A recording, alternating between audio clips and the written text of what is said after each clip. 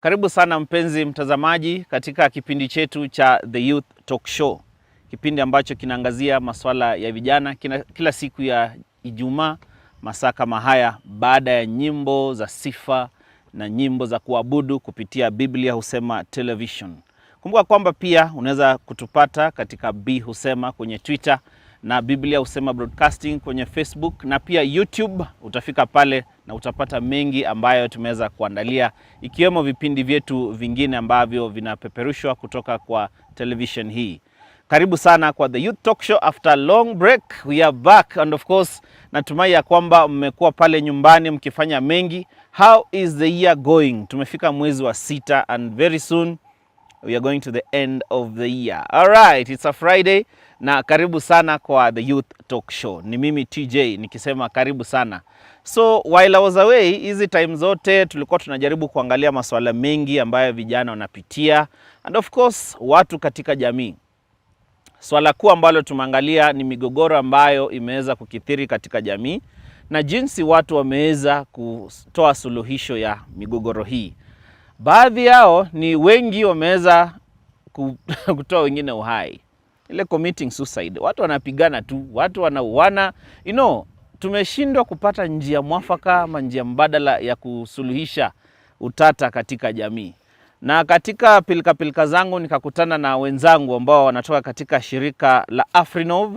Shirika hili limejizatiti katika kufanya mambo mengi kote ulimwenguni na hapa nchini Kenya na pia katika sehemu mbalimbali katika counties zetu. Na wao wataweza kutueleza njia ambazo tutatumia ili kutatua masuala mbalimbali. Tunaangazia kitu kinaitwa alternative to violence na pia masuala ambayo yanahusu pale nyumbani. Kwa hivyo wewe kijana ukiwa pale pamoja na wenzetu katika familia yote, hii discussion ni yetu sisi sote. Moja kwa moja nikaribisha wenzangu ambao niko nao kwenye studio. Wamejaa the whole team nakwambia. Dadangu Monica Jepkosgei ambaye anasimamia Uasin Gishu County. Karibu sana. Asante sana TJ. All right. Ni Monica na msimamizi wa Afrinov katika county hii ya Uasin Gishu. Niko na ndugu yangu all the way from Nyanza, Kisumu City, Bwana Walter Otieno. Asante sana. All right. Karibu sana kutoka Nyanza, Afrinov. Tuko na wenzetu kutoka Western, ametuletea miwa by the way, ndugu yetu Benson Hamasi. Asante sana TJ. Karibu sana. Na niko na jamaa ambaye utusumbua sana kwa hii county. Kijana wetu wa nguvu kabisa, Victor Cheptebo, pia ako katika hii team ya Afrinov. Asante sana TJ. Yeah. So sijui nitaanza na acha nitaanza na dadangu Monica kabla nikuje kwenu, atueleze Afrinov ni kina nani, kwa nini mlianza na mnafanya nini? Asante sana TJ. Jinsi ambavyo tumeelezewa ya kuwa Monica anasimamia Afrinov katika sehemu za North Rift, not only Uasin Gishu, North Rift. Bali tunafikia sehemu za Trans Nzoia pamoja na Nandi County. We have aspirations also to reach out to entire North Rift region.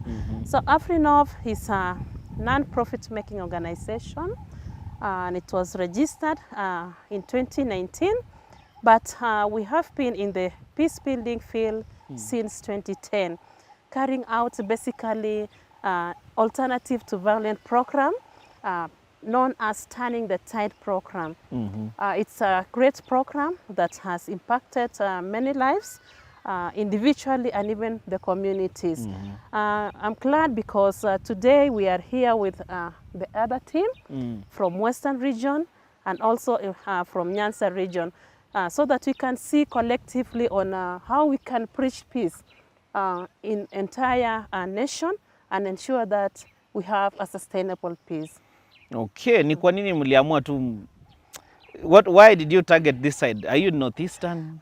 Not only we are here, but also we have a region which is also actively going on in Nairobi. So based on our ability, ile pesa ambayo finances yenye inatuwezesha kufikia other areas. We are currently only in 4 regions, but upon getting enough capacity, we really love to ensure that this program inafikia kila mahali katika nchi yetu ya Kenya. Kwa hivyo kabla nirudi kwako, niambie how you survived during COVID. Sababu mashirika mengi yaliwacha watu wakakaa. Ndio unaona visa vingi vya dhulma za kijinsia vimetokea during the COVID period. Bwana Walter, how is it in Nyanza? Nyinyi mnaeneza amani aje? Mna solve mambo ya violence aje? Do you think iko zaidi kushinda huku Uasin Gishu? Thank you, TJ. In Nyanza, we work with the young people, we work with the religious leaders, we work even with political activists to ensure that we reach out to the very last person in the community. We target the underlying issues on violence or causing violence. As you've mentioned the young people, you know, we are in an era that probably because of the situation that we are subjecting these young people, they may not be able to differentiate a challenge and a problem. And the result is suicide, somebody attacking where not necessary. So if we jointly can work on ensuring that our young people are highly enlightened on what is necessary for them, the better. So we work together to ensure even a region like Nyanza is also given this kind of alternative to that violent knowledge among the young people. Even we are now going to schools to start non-violent clubs in schools. That is still in the process. So kwa shule kuna the non-violence club. We want to start the non-violence clubs. Chini. Yes. So that they graduate or they come out of school with this in mind. Okay. Kwa hivyo walimu, iwapo mnatazama, there's an organization ready to work with you katika shule zetu. Let us start building a non-violent generation. Sure. Yenye it knows how to solve things. Relax, just talk. Wacha vitu za kupigana hapa. We wajama wangu wa stage hapo mnapenda sawa boda. There's a way of solving things. So that is from Nyanza, so the things are the same. The same program hapa, the same in Nyanza. All right, asante sana. Bwana Hamasi, Western kukoje? Nimeona mmekimbizana huko sana, especially nyinyi watu wa Miwa. Asante TJ, nimefurahia kuja kwenye show yako, naipenda, na pia dada, asante kwa kunialika. Niwakumbushe tu majina, mimi ni Benson kutoka Western. Tuko Afrinov, mimi ndio msimamizi wa Afrinov Western Region kwa masuala haya ya kupata alternative solutions to our conflicts. Mwanzo tu niwakumbushe ya kwamba programu hii haisemi ya kwamba tutakosa conflicts ama migogoro miongoni mwetu, manake tukiwa hai tuko bado na migogoro ama conflicts zile lazima zitatokea mara kwa mara. But sasa programu hii tunaongelea jinsi ya kuweza kuelewana, ili wakati tunapokumbana na migogoro kama hizi, je, tunajua ni njia gani mwafaka zinaweza tumika ili kupunguza uhasama miongoni mwetu na hata kwa jamii. Manake ukitazama runinga maeneo mengi Kenya hii, watu wanauana, watu wanachomana kwa migogoro za mashamba, za nyumbani na kadhalika. Na pia hatuachi nyuma masuala ya uongozi. Manake uongozi ama governance in general kuna contribution yake kiwango fulani ambacho ukitaja masuala ya vijana yanaweza kuchangia pia kuweza kuona migogoro hizi zinajitokeza. Niposa saa zingine vijana wanaonekana kwamba wameachwa nje, hawashughulikiwi ama wanaonyeshwa ile tunaita marginalization. So unapata kuna vigezo fulani zina point kwa mtu kuanza kuwa na njia ile ya kusema labda nijitetee kwa kutumia njia ambayo haifai, na baadaye ndio tunapata hizo habari za vifo na mambo mengine. Asante sana. Kwa hivyo naona Western pia mmeshika kabisa. Kabisa. All right. Yes. Ningependa sana kusikia vile mnajipanga as we move towards the mambo ya leadership, especially vijana. But wacha nisikize kutoka kwa kijana mwenyewe. Wewe sasa unasikia hii programu zote zimekuja because of you. Nyenye vijana, the way amjajua kuhandle vitu, mmekuwa very rough of late. Amwendi Sunday school nyinyi ama nini? Karibu sana. Asante. Unajua kijana ni yule mtu alizoea kupewa. Wakati alizaliwa aliambiwa aenda shuleni, akafunzwa kwenda Sunday school na kwenda kanisa, lakini hakuambiwa reason ya kwenda. So baada ya vijana kukua, wakati walikuwa na stahili bado kuambiwa kwamba sasa unafaa kutafuta kazi ama kuji-employ wewe mwenyewe, hakukuwa na mtu yeyote ambaye angeweza kumadvise huyu kijana. So unapata vijana wengi sasa akili zao ziko tayari kwa chochote. Kama ni kwa education ako tayari kusoma. Kama ni kwa kazi ako tayari kwa kazi. Kama ni pesa ako tayari kwa So pia kwa yale mambo mabaya akili yake bado iko tayari kuireceive. Kwa sababu hana mwelekeo, hana mwongozo, ako tayari kwa chochote kile. Lakini jambo la msingi ambalo tunajaribu pia kuhamasisha vijana ni kwamba kila kitu inaanza na akili zetu, mawazo na jinsi tunachukulia vitu. So jinsi tulifunzwa kwamba tunaweza enda shuleni na tunaweza tafuta kazi, ndio siku hizi tunajaribu kuhamasisha vijana kwamba kwa sababu hii kazi labda haiko kwa sasa, anza kufikiria jinsi wewe mwenyewe unaweza self employ. Umetaja watu wa bodaboda, vijana wengi sana wako kwa idara ya bodaboda, lakini wakiwa pale ndio kweli wanatafuta riziki, lakini tunazidi kuhamasisha kwamba wakati tunafanya hivi ni vizuri pia tukue tunajifunza mambo na umuhimu wa amani, kwa sababu bodaboda ni wale the quick responders, quick reactors wakati maybe kuna accident, wakati kuna jambo. So inaonyesha bado kuna ile akili huyu kijana iko tayari kwa chochote. So kama ni vita ako tayari, na ndio unapata mostly wakati wa siasa ama wakati wa nini vijana wanakuwa carried away, ako tayari kwa chochote. So mwanasiasa akisema ni left kwa sababu ya pesa na anataka hiyo pesa, ataenda left. Lakini tunajaribu kuhamasisha kwa polepole. Tunasema mabadiliko inakuja polepole.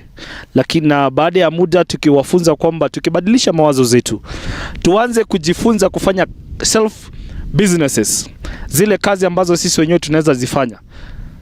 Kwa sababu sasa tuko na masomo, tumeelimika, tunaweza fanya biashara. Akili yetu haitakuwa idle tena. So hakutakuwa na ile nafasi ambacho mwanasiasa ama yeyote yule anaweza tutumia kwa sababu hatuna mwelekeo.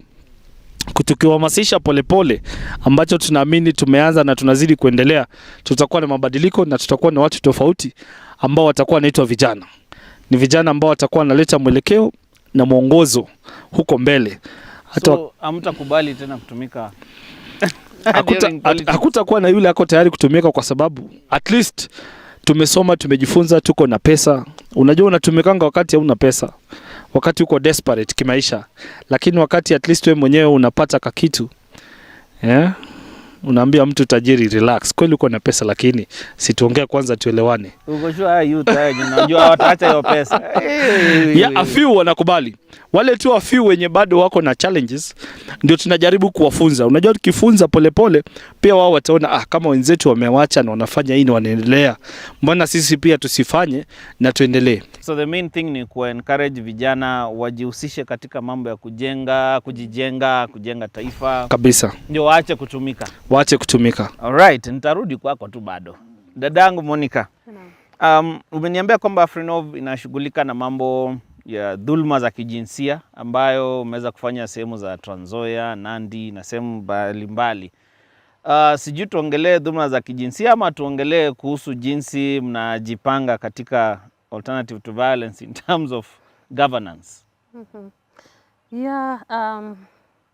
Kwa ajili ya muda pengine tunaweza kuzia kuwa ukiangazia maneno ya violence, jinsi program yetu imetufundisha ni kuwa violence is actually broad. And in many cases we have one of the scholar ambaye anaitwa Professor Galtang ambaye alifanya research yake na akasema ya kuwa ile violence yenye tunaona, the visible violence, ile yenye unaona TJ watu wanakimbizana pale mtaani, it's just 20%. Anasema ya kuwa 80% is invisible. Na hiyo 80% it is rooted in the structural and the cultural sectors. Kumaanisha ya kuwa TJ, hii failed structures, ikiwa tuko na zile structures ambazo zinatugandamiza sisi kama jamii, hiyo ndio inachangia fujo katika jamii. Ile cultural tu. Mambo ya utamaduni, mambo ambaye sisi wananchi ama wana Kenya tumejiwekelea kuwa mimi na culture yangu. Hayo ndio mambo ambayo inachangia zaidi. And why do we see tribalism? Why do we see discrimination? It is because of the word, it is not our own. So maybe kwa sababu ya wakati tunaweza angalia mambo ya political violence ambayo tunafahamu ya kuwa katika nchi yetu ya Kenya imekuwa kizungumkuti. Ijapokuwa tunaamini ya kuwa inawezekana kwetu, ama katika AfriNorth tunaamini ya kuwa kila kitu inawezekana. There is a saying, it is impossible until you do it. Okay. Kumaanisha if it is impossible, you give a trial. All right. Yeah. So this turning the tide. Yes. Which tide are you turning? Yes.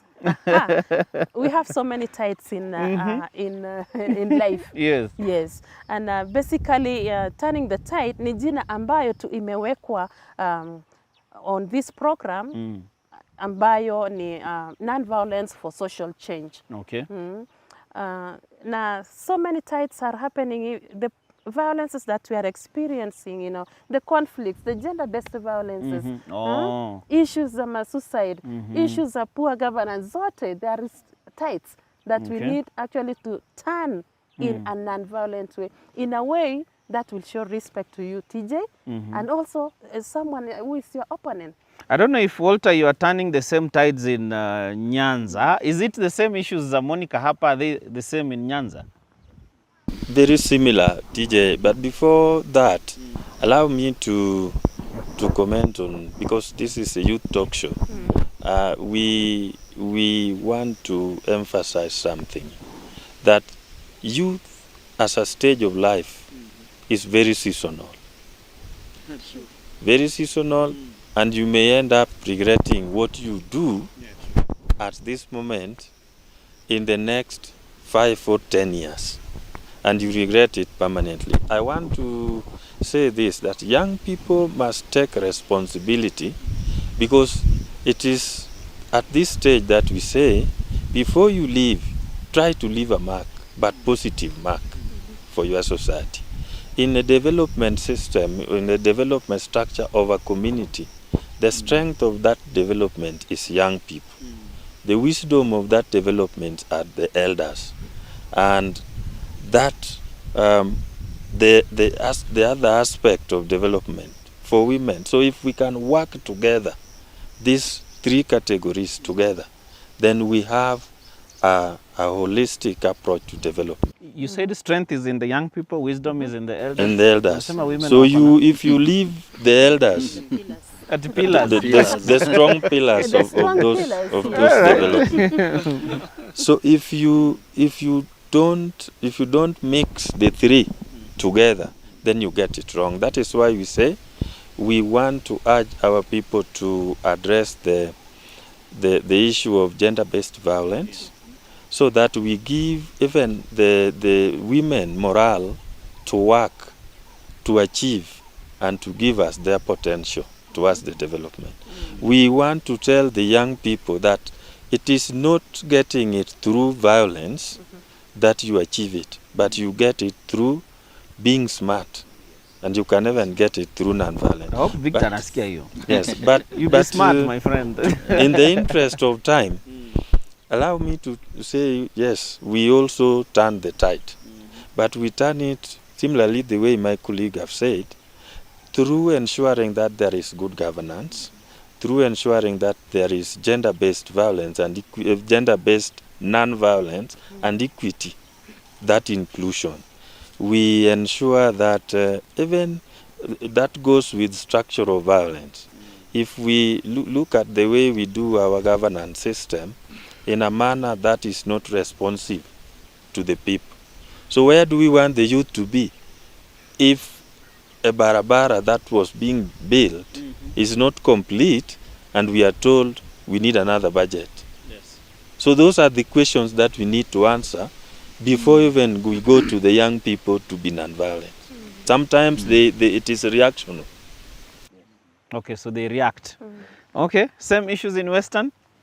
Oh yes, Magharibi, more or less the same thing, because the setup is the same as Nyanza and North Rift. Vijana ni wale wale, miaka ni ile ile. But ni kubaliane na wenzangu ya kwamba vijana ni nguzo ya jamii, ni nguvu za jamii, and tulilelewa tukiambiwa hivyo, tukijua hivyo.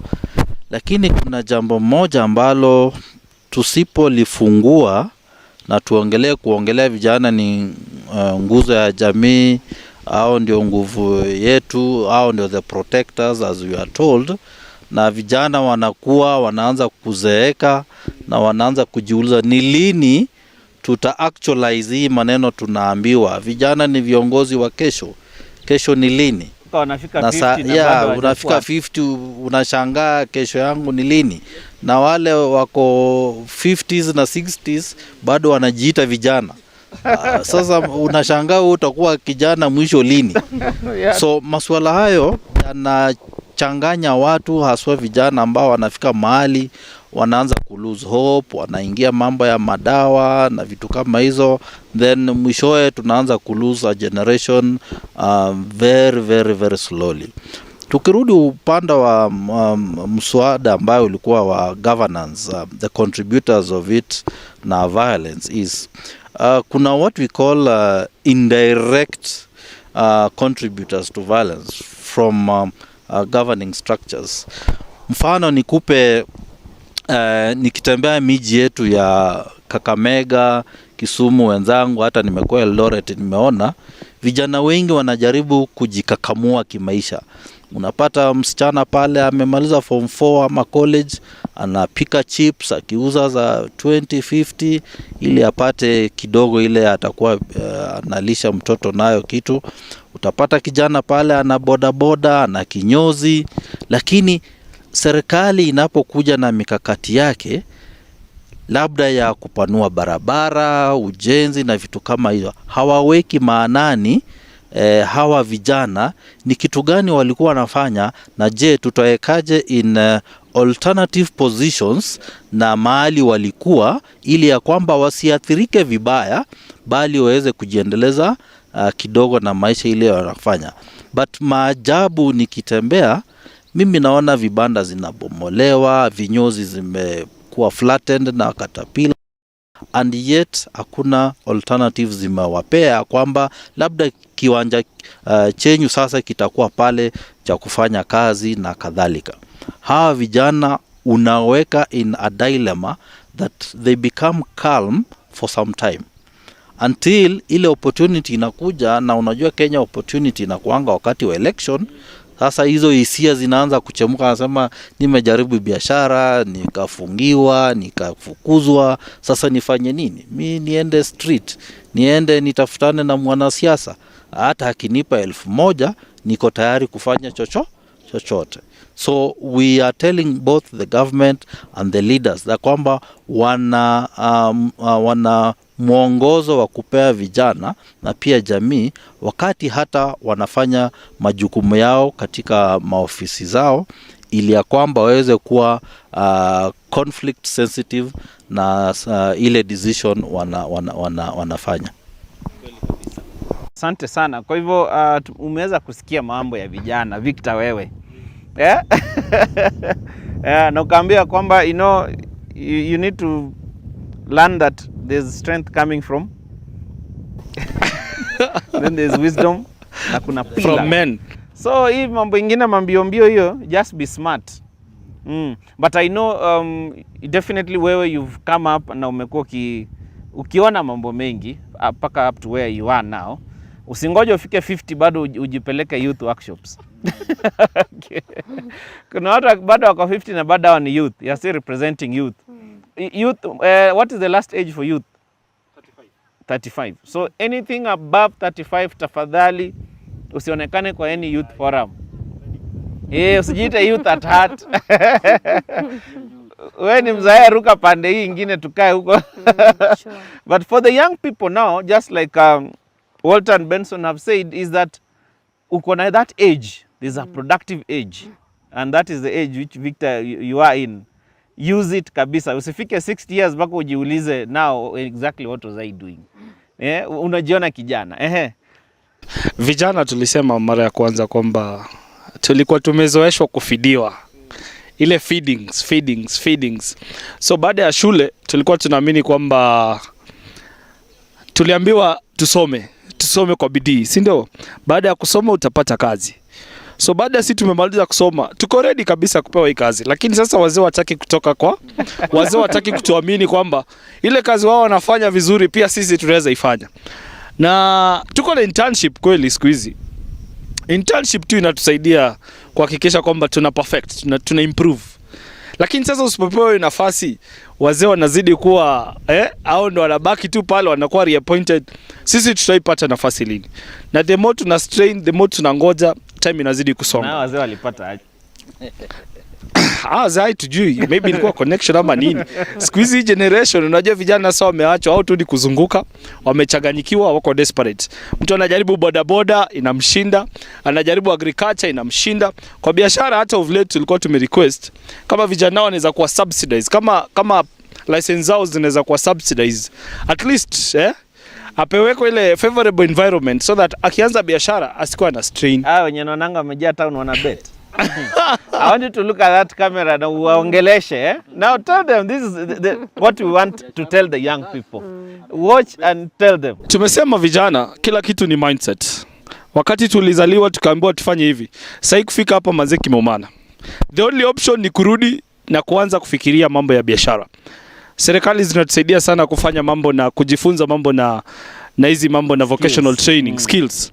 Msee anakuwa plumber, msee anajifunza mambo na welding, msee anajifunza mambo na electric. Tunasemanga hakuna makosa ukijua more than one thing. Unaweza kuwa msee wa wiring umeiva, unaweza kuwa plumber, at the same time unaweza kuwa welder. Hizo zote ni skills. Si ndio? Hakuna makosa. Wewe naye ni professional, umegraduate kweli. Lakini kwa sababu environment imekataa, bado unaweza rudi kuristrategize na uanze self business. Ufanye biashara, ujipange kwa sababu sasa hii gava the more ngoja ikupange, unapata time imeenda na imesonga. Na wewe pia nitakana usonge mbele kwa sababu wengine wako nyuma yako wanakusukuma. So lazima wapatie nafasi. Uwezi kwama mahali pamoja. That is very well said by Victor. Amesema usikwame mahali pamoja. Make sure unajipanga and go for skills. Ndio kwa sababu counties zimengangana sana. Na bila shaka wakati tunamaliza kipindi hiki, na kushukuru sana mpenzi mtazamaji kwa kujiunga nasi. Tutakuwa tunaendelea na makala ya pili ya kipindi hiki Ijumaa ijayo, na kushukuru sana kwa kuweza kujiunga nasi. Nimekuwa na wageni wangu kutoka shirika la Afrinov. Specifically niliwalika ili watuelezee njia mbadala za kusuluhisha masuala kadhaa katika jamii na ambaye anaguzia vijana pale nyumbani na pia wazazi. Natumai kwamba kuna yale ambaye mmeweza kujifunza. Mgeni wetu dada Monica Jepkosgei wa hapa Uasin Gishu. Asante sana. Ndugu yangu Walter Otieno kutoka Nyanza. Ndugu yangu kutoka Western Benson Hamasi, asante. Na kijana mwenyewe wa hapa nyumbani Victor Cheptebo ametuambia kwamba use your time wisely kabla ufike 50 ukiregret why you didn't use your youthful age. Ni mimi TJ nikisema asante, Bwana wabariki.